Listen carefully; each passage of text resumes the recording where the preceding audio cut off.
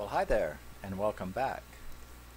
In case you're new here, my name is Rusty, and this is my channel where I talk about my favorite movies, mostly horror, and my favorite music, mostly metal. And guess what? They're gonna put me in the movies. They're gonna make a big star out of me. They'll make a film about a boy who's sad and lonely, and all I gotta do is act naturally. Maybe I should do some country karaoke, metalhead country karaoke. Sounds pretty cool. My new Five Finger Death Punch shirt to go with the new Five Finger Death Punch album, which kicks absolute ass. And yes, we are going to be talking about Ty West's 2022 movie, X. Love it, love it, love it, love it, love it. X. Now, X was released in 2022, directed by Ty West, written by Ty West, which I really want to have a sit-down psychological discussion with that man about a few things that interest me, about his psychological makeup, or shall we say issues. But anyway, so X stars Mia Goth, Jenna Ortega, Brittany Snow, and why is only the three chicks listed? Where's Wayne? Martin Henderson, Owen Campbell. There's some dudes in this movie. So anyway, let's get started. So, X was released in 2022. A basic synopsis of the movie goes, we have, the movie begins with some cops arriving on this farm, going into some really disturbing looking bloody scene, and we then flash to Maxine. Now, Maxine is played by Mia Goth, and her boyfriend Wayne. They obviously are in the erotic entertainment industry at a strip club, and he has come up with an idea. So he and Maxine, Bobby Lynn, Jackson, RJ, and RJ's girlfriend Lorraine all head out to go make this new thing that is they've gotten an idea about. Now you have to remember that this movie takes place in 1979, so the video VHS market is just hitting, and they've got the idea after Debbie Does Dallas, which is one of those that kicked it off. That particular industry kicked it off, so they've got the idea that they're going to go and make a porn movie. Now he has rented a cabin or guest house, and they take off. They go there to this guest house, and it's Howard is an elderly man, and who lives there with whom we find out is his wife, whose name is Pearl. And interesting little spoiler right up front, and that is that Mia Goth, who plays Maxine, in case you didn't know, also plays Pearl. So the creepy, disgusting nymphomaniac granny is played by the same girl that's playing Maxine in a double dual role. So neither one of the actors in the movie, which really doesn't make the scenes any better, but knowing that they aren't really elderly people, that they are both, Howard is played by a lot younger guy, and Pearl, of course, is played by Mia Goth, it still doesn't take away any of the disturbing aspects of basically a pretty unique slasher. So when they get there to this isolated farm, and they sort of set up house, they begin to do the business. They begin to film scenes with Jackson and Bobby Lynn, and while Maxine goes on a little walk where she discovers, and I think it's a big nod to Lake Placid. It's the way I took it anyway. That particular scene where she goes swimming in the lake, and that was definitely the Lake Placid gator coming after her. So I kind of liked that. I liked that they had this little nod to Lake Placid. That was really cool. Um, so she ends up going back. She narrowly escapes the gator, who right she gets out right before he gets her, and then she goes back to meet up with the rest of them. But on the way, she sees Pearl. She goes over there to the house where she has these little discussion with Pearl. She feels very sorry for her. Obviously, this woman has issues, which only get worse as the movie goes, of course. So we end up having real nice scenes. It's a really interesting character development with this movie. I liked all of the characters in this movie. Were, really good. No, I didn't really have a problem with any of the characters at all. It was a good cast, and it was a good cast of characters. So Lorraine ends up. They also have this impromptu a cappella. Well, Jackson's playing the guitar, and Bobby Lynn sings "Landslide" by Stevie Nicks, Fleetwood Mac's Stevie Nicks. That was really cool. And then, of course, as you heard at the beginning, they played one of my favorite Loretta Lynn songs. Yes, I'm a metalhead, but I love traditional country and bluegrass. I love Loretta Lynn and Act Naturally, along with Fist City, and Don't Come Home a Drinkin' with Lovin' on Your Mind. Is my three favorite songs by Loretta Lynn. So that kind of blew me away when they played Act Naturally in the movie. And I liked Bobby Lynn's little sample rendition of Landslide. She did a pretty good job of singing that. So Lorraine has, at first she was very timid. Now she actually kind of starts believing in what they're doing, and she wants to be in a scene in the movie. RJ kind of freaks out. She goes ahead and does it anyway, and he gets very upset, and he leaves.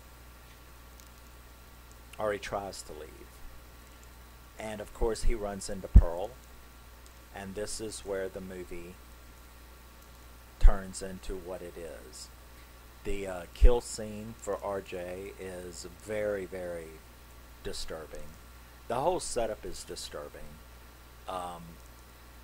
With Pearl groping him, obviously that's what I was saying about Ty West. I really want to talk to you. Maybe it's my criminal psychology background or whatever, but you, Ty, sweetie.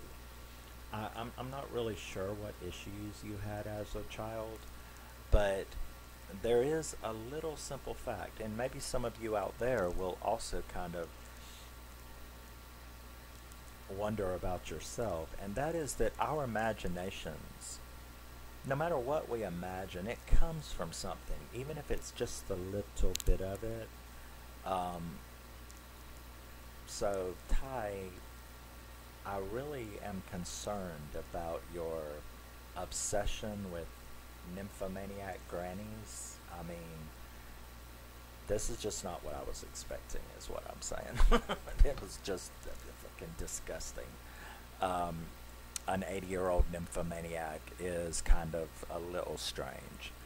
But then again, it's unique, and horror movies are not made to make us have warm and fuzzy feelings. They are made to scare the hell out of us, gross us out, and make us go, what the fuck? So, when Pearl kills RJ, it is, wow, and the movie, really takes off at that point. Because the killing has started, if you know what I'm saying. So, once RJ has been killed, Lorraine wakes up. She wants to know where he's at. She enlists Wayne, who where in the hell did he get those Speedos? I do not know, but I liked them. But so he agrees to help her. They do split up, which you should never do in a horror movie.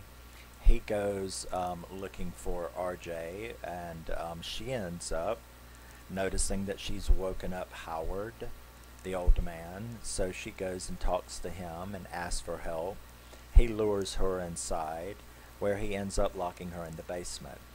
Meanwhile, Wayne is over here getting himself killed with a pitchfork to the eyeballs. That scene, it didn't disappoint me. Well, maybe it did disappoint me.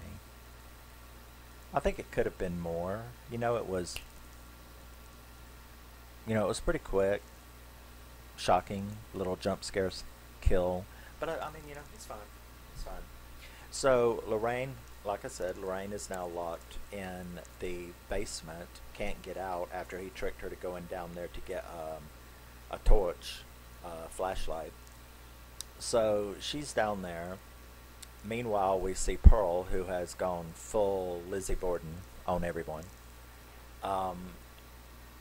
Sneaks into the guest house and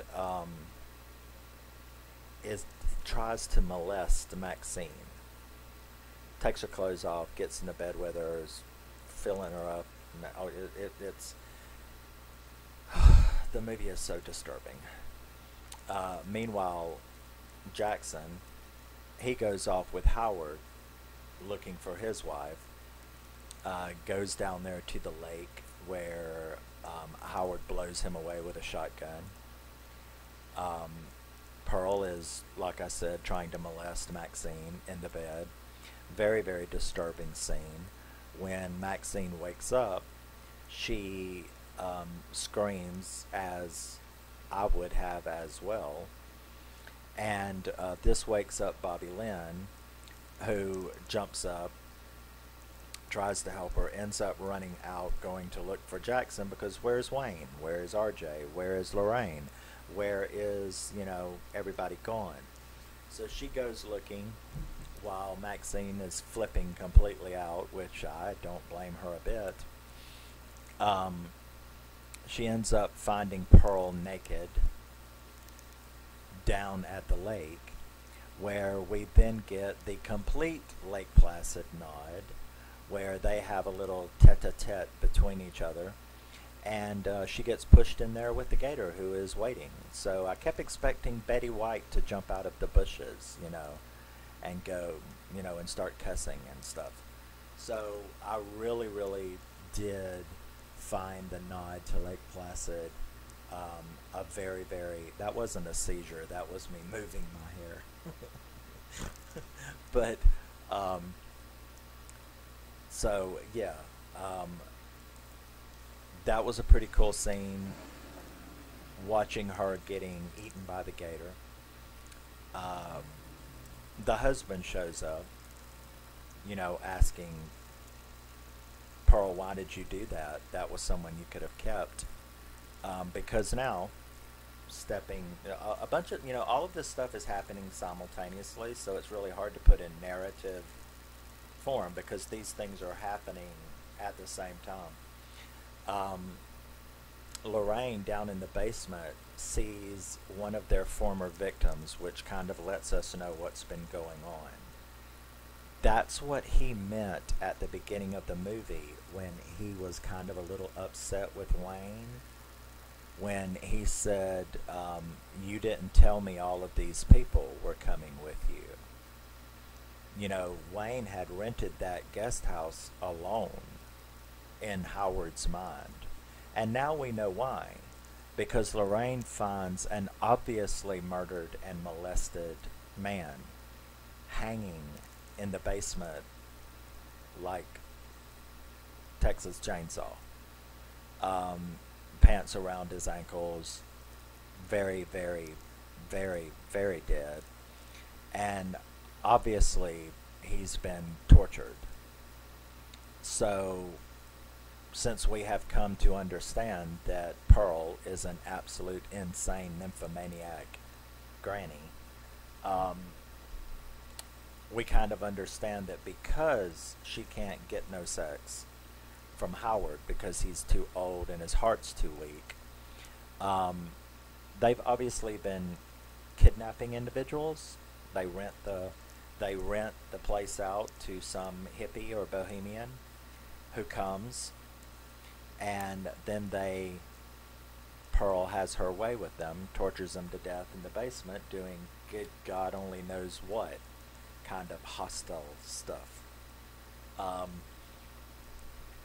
so now everyone is pretty much dead except for Lorraine in the basement and Maxine, who is in her bedroom, or in the house's bedroom, because she went in there to try to find out what the hell was going on.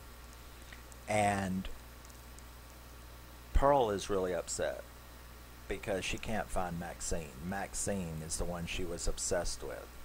So then we have probably the most disturbing scene in the movie, and that is where Pearl and Howard engage in a sex scene with Maxine hiding under the bed, and I can't express how disturbing it is, how doubly disturbing it is for me to have to listen to an 80-year-old female nymphomaniac screaming, "Fuck me, fuck me." It's just all so wrong. I just don't know. But she manages to sneak out and tries to rescue Lorraine. Lorraine is an absolute... I liked Lorraine up until this point, where when Maxine gets her out and she's like, "You need to chill out," she's screaming, she's hysterical, which, I mean, I don't blame her for the hysterical, but come on, scream later. Have a breakdown after you escape, not while you're trying to escape. So she refuses to help Maxine. Instead, she goes running out the front door to get one of the coolest shotgun blast kills I've ever seen. Did not see that coming. Probably the 10th jump scare that I've had in this movie. A good one. Good, appropriate jump scares. And they try to drag her body, and now Maxine is hiding in the kitchen. So they're trying to drag her body in, which is a disgusting sight. You know, Howard's trying to drag the body in, when obviously there is a tiny bit of life left. It reminded me of the video that I did. If you go and watch the video I did for Downrange, I talked about after the first kill, the guy that got shot and half of his head blown up, and he's sitting there in a kneeling position, and the other people are standing around him stunned, and all of a sudden he twitches. That's what Lorraine did. So that's like the second time I've seen that in a movie, and it was scary both times. This causes Howard to have a heart attack. Deservedly so. You would think that disgusting scene with him screwing Pearl would have done it, but unfortunately they actually had to make it through that. But he's, you know, having a heart attack with Lorraine, half of her face gone. I wonder if he saw Downrange, because, you know, now that I think about it, that was so similar. It was like really, really similar. But so he's having a heart attack, and Pearl actually has the audacity to look at Maxine, who comes out with the little gun, to come out and ask Maxine to please help me. He's having a heart attack. Good. So what the fuck do you want me to do? Except help him along. You know what I mean? So she's like, "Where are the keys? Where are the keys?" You know, oh, they're in there in the dish or under the cookie jar or something. And she goes and grabs them, and, you know, Pearl is like, starts getting really nasty with her. "I know who you are. I know what you are, and you're going to be just like me one day." and stuff like that. And Maxine gets pretty tired of it and goes ahead and fires the gun. However, and we knew this because at the beginning of the movie again, Howard had told Wayne when he came out, when he first got there and he came out with a shotgun, he was like, "Oh, it's not loaded anyway." Well, Wayne said, "I know. I have the same thing with a pistol in the van." So, if you weren't thinking, that may have made you go, "Oh, what? The gun's got no bullets in it." But Wayne actually said the gun wasn't loaded at the beginning of the movie. So Ty West kind of gave you a, hey, if I got you, it's your own fault. You're obviously not very observant. So I'm trying to think, did he get me or not? Did he get you? I can't remember if he got me or not. I think he may have got me. I think I thought the gun was going to fire. But when it didn't fire, yeah, that was probably it. When the gun didn't fire, I was like, what the fuck? And then I was like, wait a second. Oh yeah, that's right. Wayne said the gun wasn't loaded. Okay. Alright. I'll give you that one. So, Pearl sees this as her opportunity. She grabs the shotgun, picks it up, and starts to shoot Maxine, who manages to dodge. But there was no way for Pearl to dodge, and that was the, it blew her out. The kickback blew her ass out the front door. That was pretty funny. Probably broke every bit of hips she had. Of course, and again, you'd think that sex scene would have done that. Obviously, he wasn't slamming as hard as a shotgun, though, was he? But, so she's laying there. Maxine goes out. She keeps running her mouth on the ground, and Maxine is just like, well, that'll just be our little secret, and then squashes her head and runs over with her van and takes off. At which point, we flash back to the beginning where the cops had showed up. The cops are walking around in the house going, what the fuck went on here? Another cop comes up with a film camera and is like, what is this, what do you think is on this? And what did the sheriff say? Probably one hell of a fucked up horror movie. They're going to be kind of surprised when they see what's really on there. So that was sort of a double entendre, if you don't know what that is. But that's what that was, because this was one hell of a horror movie. But that's not what's on the camera. So, yeah, she takes off. But as they're walking around, that little TV with the preacher that we've heard through this whole thing, we see a little bit of his sermon as he, is like, let me show you something.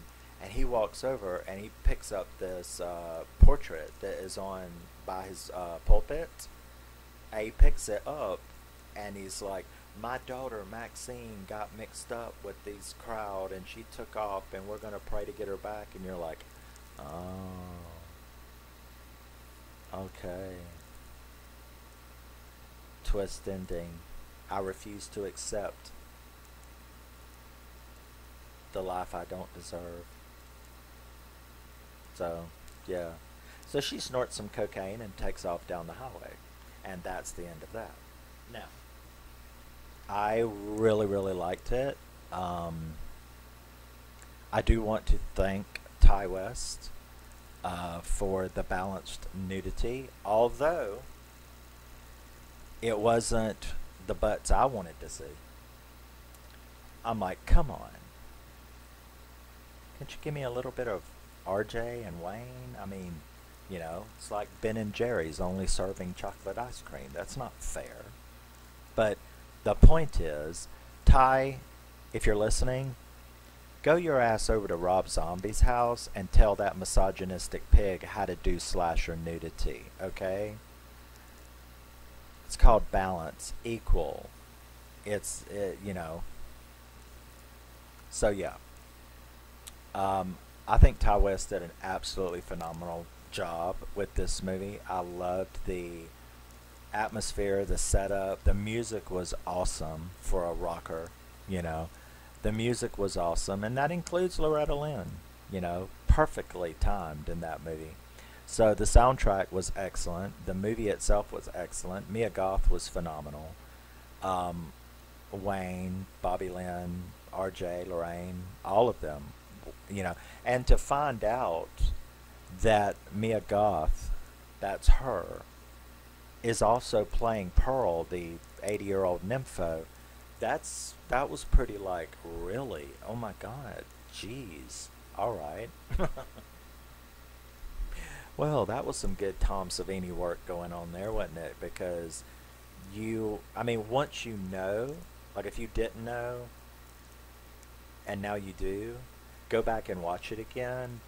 Um, Once you know, you can see a little bit if you look real hard that that's Mia Goth. But if you didn't know, you're not going to know that that's Mia Goth. That's how good the practical makeup is on her. So, yeah, this movie definitely gets an 8 out of 10 to me. It doesn't like break up into my personal top 20 slashers, because that's sort of set in stone and you've got to be really, really good. Because we're also talking about a lot of personal elements. Um, like I said, I really appreciated Ty West doing all of the classic slasher tropes. Great story, unique story, nice little titillating nudity for everyone, not like Rob Zombie and Halloween where he strips women completely butt naked front and back, and yet you don't even see the crack of a guy's ass. They all screw with their pants on. What the fuck is that?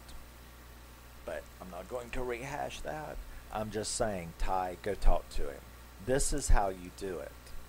Okay? This is how you do it. This is how you put all of the elements of a classic slasher together to make one that will be forever a classic slasher, because this is a fucking phenomenal movie. So, trying to keep it short. X 2022. I already have the Blu-ray DVD combo. Digital, loved it, fantastic, worth every penny. Definitely a great slasher for slasher fans, and yes, definitely a masterpiece slasher. Goody goodness. So yeah, I will see you in the next one. I'm going to try to film 4 here, so that I just watched yesterday. So yep, we're going to do that. Let me see if I missed anything. Nope, I got it all. So, love you, miss you, bye. And thank you very much for your time. Tell me what you think about X. Do you like it? Where does it rank? Did it jump up into your all-time classics? And I think aren't they doing a follow-up called Pearl? That's going to be interesting, isn't it? So yeah, kudos to Ty West. Fantastic movie, and always remember and never forget, you are a very, very special and wonderful, unique individual, and don't let anyone ever tell you differently, and I will see you in the next one. Bye-bye.